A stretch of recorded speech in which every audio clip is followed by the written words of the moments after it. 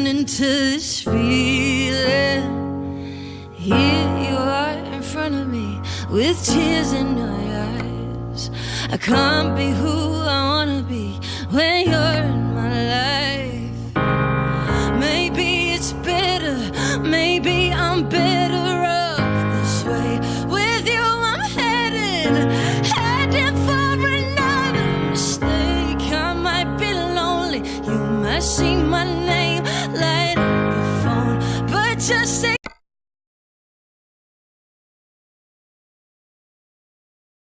we've had many consecutive years of a lot of public schools of all levels closing. The closing of schools is a problem that was already on course before the hurricane, but once both hit, Irma and Maria, the Department of Education kind of took it as an excuse. That because of damages, right? Because of damages, exactly. But in reality, they were just, furthering their agenda, mostly in the center of the island. That's a more rural kind of scenery.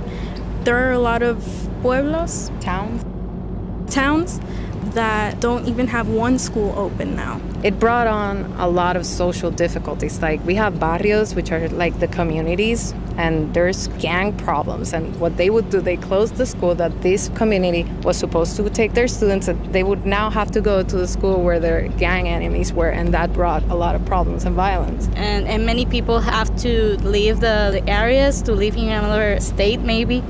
And it's really put a lot of people and a lot of the youth at a disadvantage because, well, you can't have a country without schools, without public education. Semen ni saliva, pues no bajo a tu nivel. Pero no puedo creer que te apoye una mujer. Donde hay solidaridad, enseña tu capacidad de entender que el poder de un pueblo es su universidad. Do you think that art can change things? I think that images are really powerful. Through art, we can talk about problems, the situations that we are suffering. And public art really has a way of bringing communities together and giving the youth a window into the possibilities. So are you optimistic then for the future? I mean, we have to be. Yeah. It's not easy. Here right now and in the world, like climate change, that thing scares me, I'm like, when I get to be a middle-aged woman, the things that we're going to face are going to be hard. But I've also learned that nature snaps back really fast, and we learned that with the hurricane. Like, it was green all over in a month, and we were just like dealing with our all problems, the chaos, because the infrastructure wasn't there to survive that. And I wouldn't say that I'm super optimistic, but I'm definitely like not gonna stand and do nothing about it. Somos bilingües impuestos por el pasado. Nos hace más fuerte porque no nos ha matado. Por eso tiro un verso en inglés para que pueda entender mi mensaje hasta el que español nunca pudo aprender. Vivo. That determination to keep making art no matter what isn't limited to the streets. It's evident everywhere, even in the hallowed halls of Puerto Rico's Cultural Institute. This gallery is absolutely jam-crammed with art. And it's art of all sorts of different shapes and sizes. The variety that is in here is all sculpture, but it's remarkable. And what's particularly remarkable is how much of it is being made with recycled objects. So I'm standing, for instance, beside a piece that is made out of, quite eerily, an old bicycle wheel, a piece of driftwood, and a glass eyeball. There's another piece here that's made out of half an old baseball glove. And this one is made out of all pieces, things that you'd find abandoned on a construction site. So bits of that kind of blue plastic that they make IKEA bags out of, and pieces of 2x4, all screwed together to form this massive towering structure that goes right up to the ceiling. Maria Caragol is director of the Institute's Fine Arts program. This is a biennial. The last time it was made was in 2015, and it was supposed to open in 2017. After Hurricanes Irma and Maria touched ground, we needed to use the little funding that we had to help stabilize artists. As you have seen in a repetitive form, many artists have used recycled materials that were left after the Irma and Maria hurricanes. And this big format paper plane that we see that's crashed on the floor, Big and blue. very big and blue.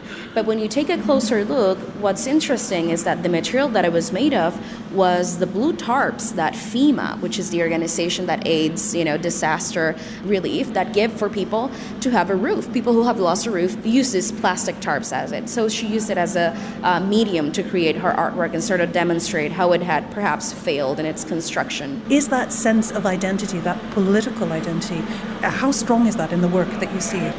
Oh, it's very prevalent. You will see a thread of it on many of the artworks. They're very politically charged. I think that having a colonial status has definitely left a dent in the identity of Puerto Ricans and the lack thereof of defining us as either one or the other. You're sort of like an in-between, a permanent in-between, and you will see that sort of dialogue being brought up in many of the artworks here.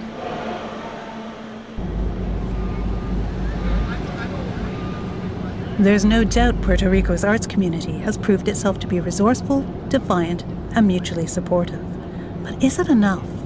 What kind of creative future can there be on an island smack dab in the middle of Hurricane Alley, where the shadow of national debt looms ever larger, and the debate over identity and what it means to be Puerto Rican today is never far from boiling over? And then, on my last day on the island, I found it. A sort of three-dimensional testament made from sculptor's clay to the resilience of Puerto Rico's artists and their art. This is the most amazing scene. Standing on a hillside, looking at the old fortifications, and about 200 kites.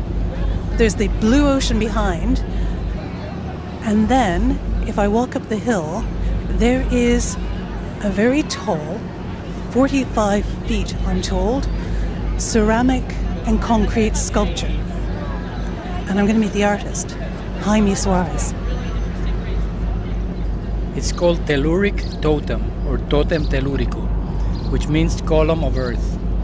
And it's a monument to commemorate the 5th centennial of the discovery of America, or it should be called the encounter between two worlds, the European and the indigenous, which was a clash, because here in the Caribbean, the Indian population disappeared. And we know of its existence because of archaeology. So my idea was making a monument to the earth, which preserves the history of what really happened. So it's like a column of earth that you push up, and it comes out with all the history and all the fragments that were destroyed, of the destruction. This is very tall, 45 feet high, 45 I think? feet high. And the color of it is terracotta, red clay. Because I want it to be clay's earth. But you know what I think is astonishing about this monument is that despite all the destruction during Irma and Maria, this monument stood. It's exposed. We can see the ocean. I was really afraid because there were a lot of places where you see like that corner? Yeah. Where the wind blew the facing of the buildings. Yeah, you're pointing at the corner of a building just adjacent to the square. And here I was saying, oh my God, the place must be flying away, especially since all those shards make a resistance to the piece. But no, it held. We used a special glue to attach it, but still there's a piece missing there, I notice now, so I have to come and repair that one. That's pre-hurricane. That has nothing to do with the environment, does it? It's pre-hurricane. Here, I say in Puerto Rico, we have natural disasters and political disasters, and both of them are equally bad. Touché.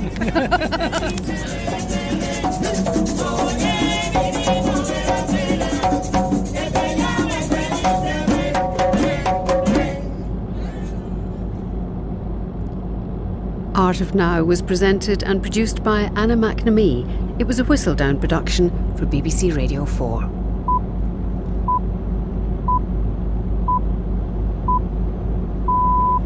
BBC News at 4 o'clock. One of the contenders to succeed Theresa May as Conservative leader and Prime Minister has ruled out serving under the frontrunner Boris Johnson. The International Development Secretary Rory Stewart said he could not work in a government whose policy was to push the country into a no-deal Brexit. On to fellow Tory MP Ian Duncan Smith described people who said such things as really stupid. The Work and Pensions Secretary Amber Rudd has ruled herself out, saying she's not enthusiastic enough about Brexit. 8 migrants have been picked up in a small boat off the coast of Kent. The rescue operation brings the number of people intercepted this month to 140, more than in December when the Home Secretary Sajid Javid declared a major incident in the English Channel.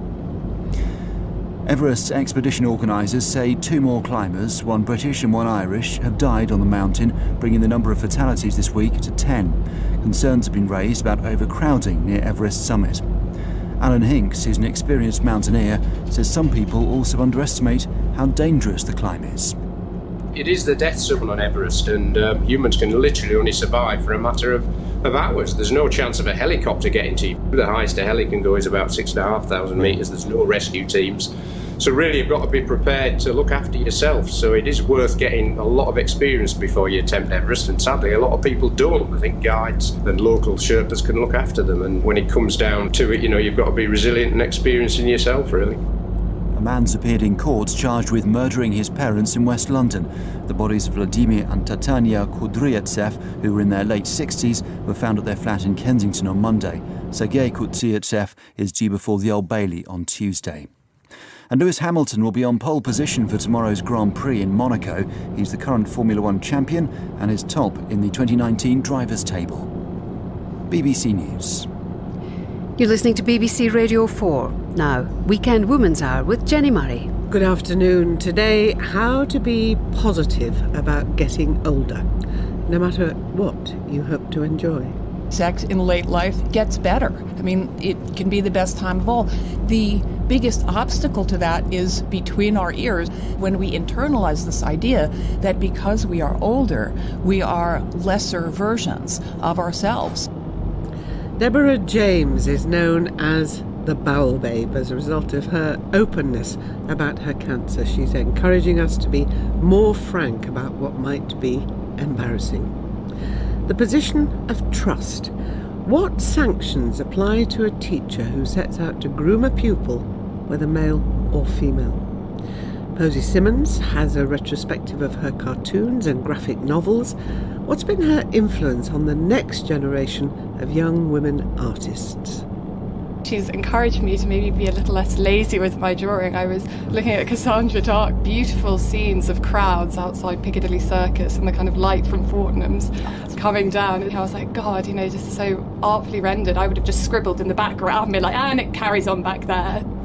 Mary Loudon has published her first novel, My House is Falling Down, where she's written about infidelity. And Sarah Canning, the partner of the late Lyra McKee, on grief and her campaign for equal marriage in Northern Ireland.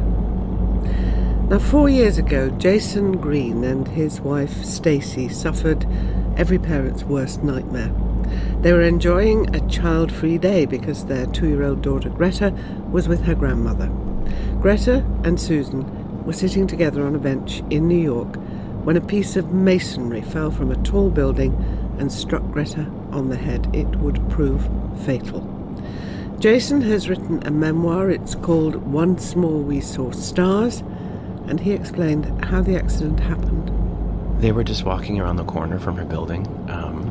Is a senior center, and they would often go visit with the residents there. They loved to see Greta, and they had spent a leisurely morning together, as had we. We were checking in with them all morning, and they were texting us pictures of their updates, and my mother-in-law Susan said, we're having the time of our lives here. Why don't you go? You can take all the time you need. And so Stacey and I were actually going to go see a matinee, and then they sat down on the bench there outside of the building, and turns out it was a poorly maintained building. It had not passed inspection. The inspector falsified a report, and there was a S-shaped crack in the facade. And so from the 8th floor, a piece of masonry fell and struck Greta in the head. Another piece hit my mother-in-law in the legs. And we found out shortly after we were headed out to go to the movies, and we both pulled out our phones and saw we'd missed phone calls from her, and that was unusual. And so that's when I called, and that's when we found out. What hope did you have when you arrived at the hospital that Greta would recover? I'll be honest.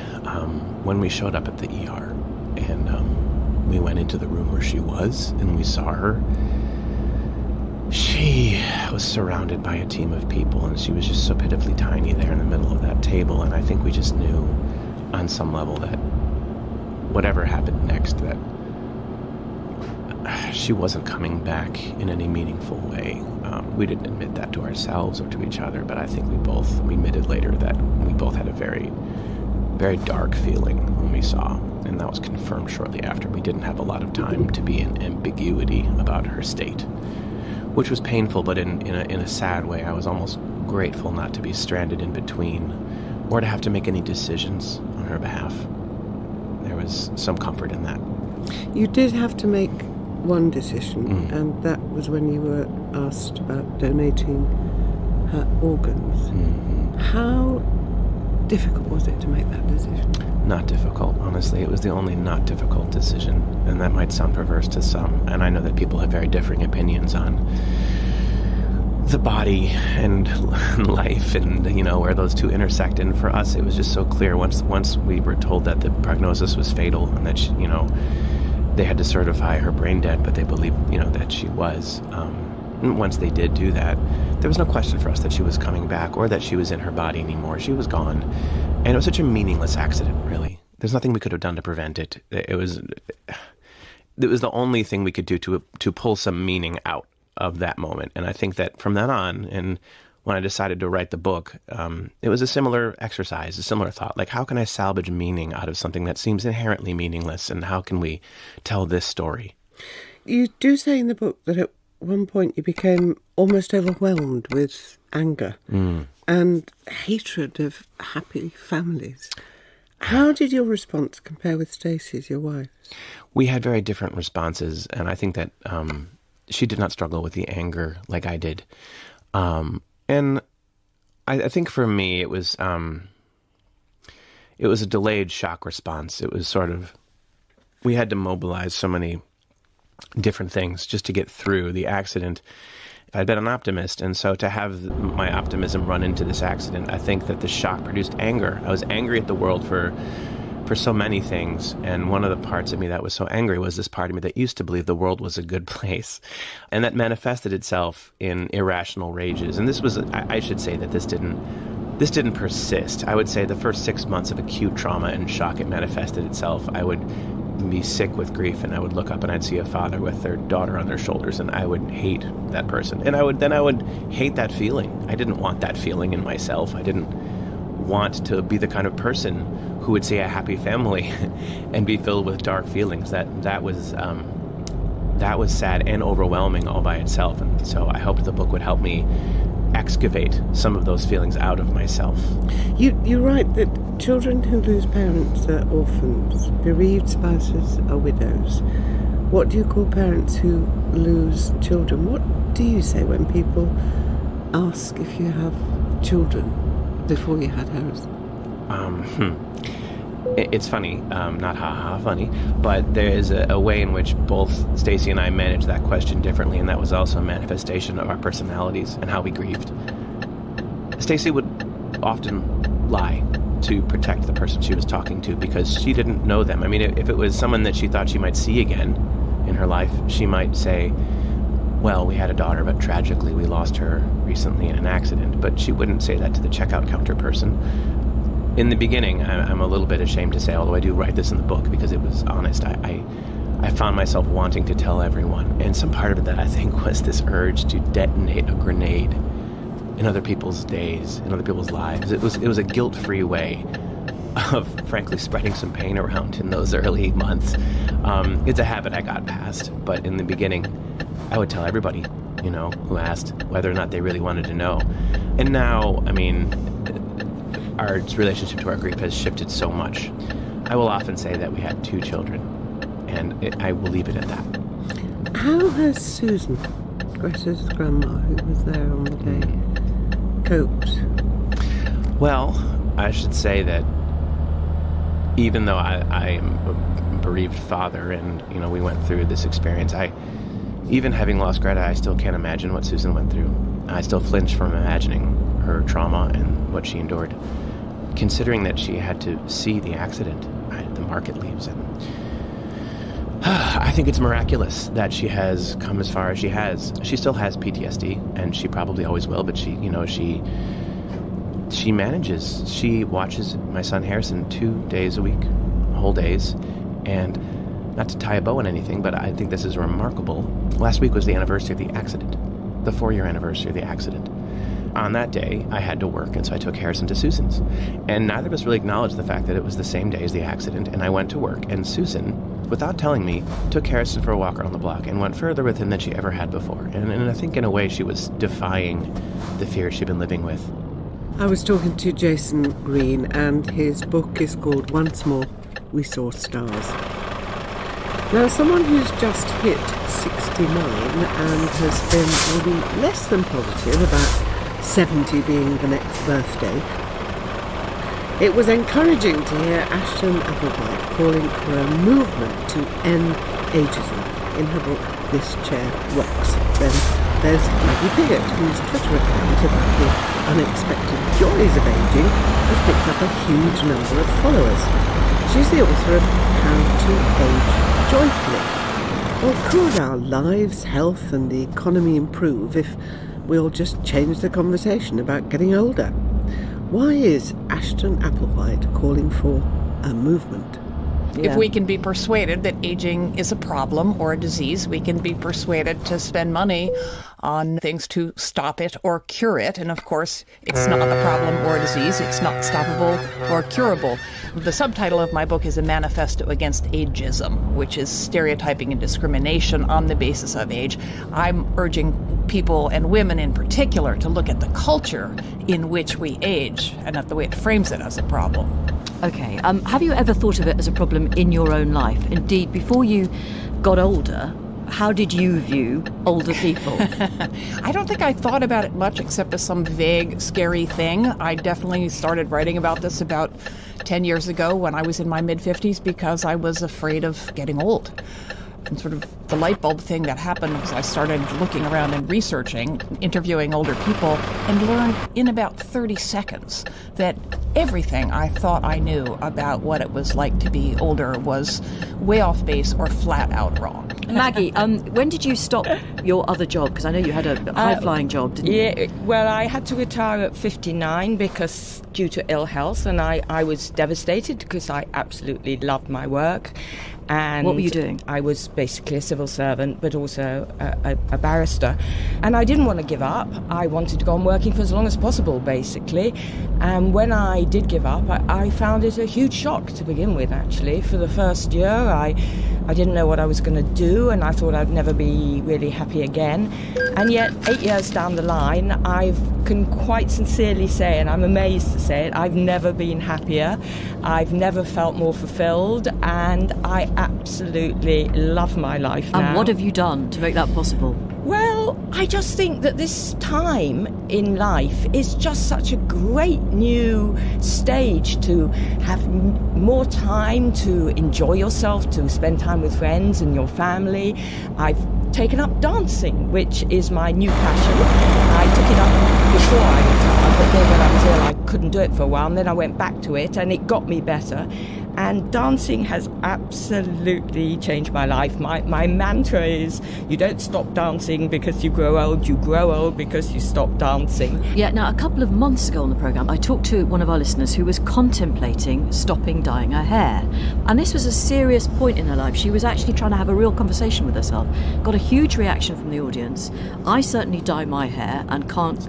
Yeah, okay, and I put it to you, Ashton, you might as well. So I actually put the white in my hair because I figure no one believes me if I say I don't dye it. But aren't we all complicit in the whole business then by doing this? You've hit the most difficult nail on the head. I don't like to blame people for problems that affect them, but when we women compete to stay young, or foster this idea of, judging each other by age. And we all do this. No judgment. We each need to age in our own way and at our time. And, dyeing your hair is a really good way to hang on to your job. For example, I wish that weren't a successful strategy, or lying about your age, or knocking early accomplishments off our resumes. But when we do that, we become invisible as older women.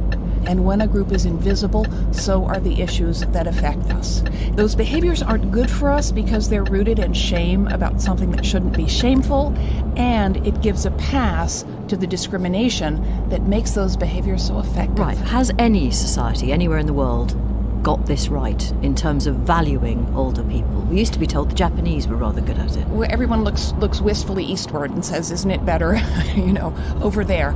Everywhere capitalism and industrialization, urbanization have made massive inroads, where you start to have separations of the generations. Ageism makes inroads where you have all generations living together. That's better. Societies that venerate older members are great places to be old in, but not necessarily great places to be young in.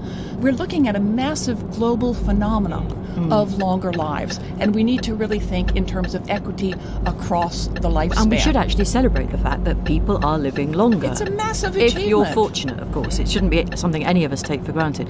What about sex, relationships and dating, crucially? Because you mentioned in your book that actually sex does, apparently, horrifically to some of our younger listeners possibly, sex carries on and sexual urges do not stop. Sex carries on, and for many people, women in particular, sex in late life gets better. I mean, it can be the best time of all.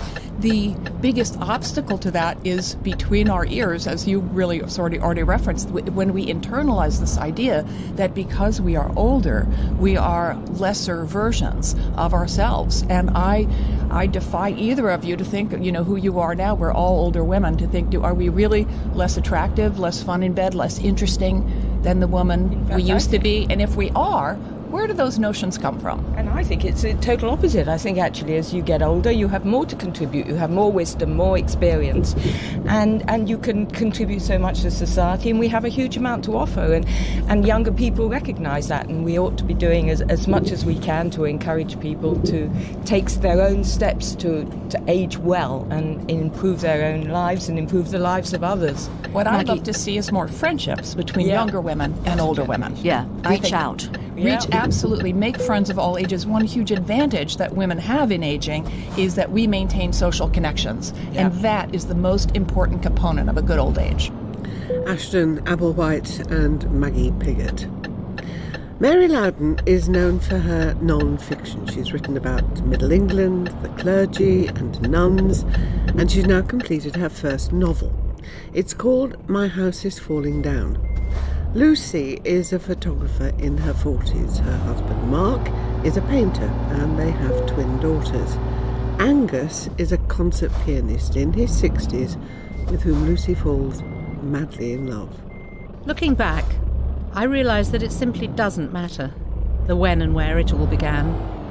At a party, over tea in a cafe, in Angus's unfamiliar, watery home. It's irrelevant. I fell in love so inordinately that time and place mean nothing. Like carbon dating, deciphering love's earliest imprint is an imprecise business. When and where provide history and geography, but only why conveys anything worthwhile. Only why is significant, and only why matters. Like why, when I knew so little of him still, I would allow a man who is not my husband to declare himself to me, except that he recognised me for what I am. A woman at odds with herself. Mary, why did you choose to write about infidelity? More than I wanted to write about infidelity, I wanted to write about telling the truth. I wanted to write about something that happens to lots of us over a lifetime, which is that one meets attractive people all of one's life. And if one is already in a committed partnership with someone else, that can produce difficulties. And we're in a culture in which it is largely the done thing to cheat rather than to be upfront. And I wanted to write a book in which you remove the deceit, because then if you have a love triangle where nobody's actually lying to anybody, you are dealing with something that is completely different morally, psychologically, emotionally. And that's what I wanted to do. So I have a woman who asks her husband what to do when she meets someone else she falls in love with. But Mark's response is, to me, bizarre. He does at one point say, well, spare him the details, but then, of course, he does quite frequently ask for details. But he takes it calmly. How surprising is that? Well, it's surprising until you complete the book and realise why perhaps Mark has done that. And I don't want to produce a great spoiler, but there are very good reasons why Mark reacts the way he does. But I would want to say that it was very important to me to write about men who are not behaving in the way that we expect them to, men who don't behave aggressively, who don't say, you're not worth it, I'm going to change the locks. I didn't want that kind of thing. I wanted to write about men who wait, men who are patient, men who are hurting, men who don't know what to do, men who in the moment maybe say, fine, go do what you need to do. Because these things happen, but they're not talked about. And until we can broaden our conversation about love affairs and about women and men and the fact that women also transgress and fall in love, and the fact that some men, wait in the background the way women culturally and historically are supposed to have done.